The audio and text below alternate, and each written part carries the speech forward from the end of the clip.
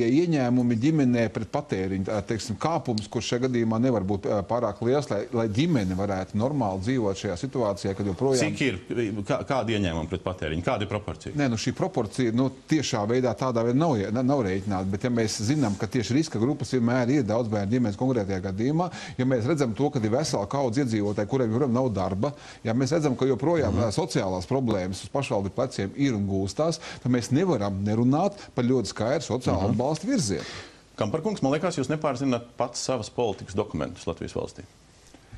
Ir tāda enerģētikas attīstības pamatnostādņu garš dokuments, ir spēkā, vai ne? Neviens neapšauba. Tur ir teikts, ka ir politikas mērķi, kas tai skaitā sekmē enerģētikas politikas mērķi, kas sekmē ekonomisko izaugsmu un dzīves kvalitātei nepieciešamo resursu pieejamību. Dzīves kvalitātes uzsver, nevis izdzīvošanu.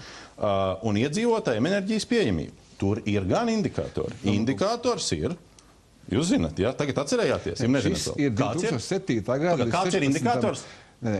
Kāds ir indikators? Zināt indikātori? Droši vien no galva šobrīd nezinu. Tad es jums palasīšu priekšā, lai paaugstinātu sasniedzamais indikators, lai paaugstinātu iedzīvotāju pieejamību un pietiekamību enerģijai 2010. gadā, paskatāmies kalendāru, un jūs bijāt ministrs 2 gadus līdz tam, vidēji mājsaimniecības maksājumi par enerģiju no kopējiem ienākumiem nedrīkst pārsniegt 10%. Atļaujiet nokomentēt šo dokumentu. Cilvēki sāk smieties. Atļaujiet man pajautāt, kāda vēlna pēc mums ir tāds dokuments.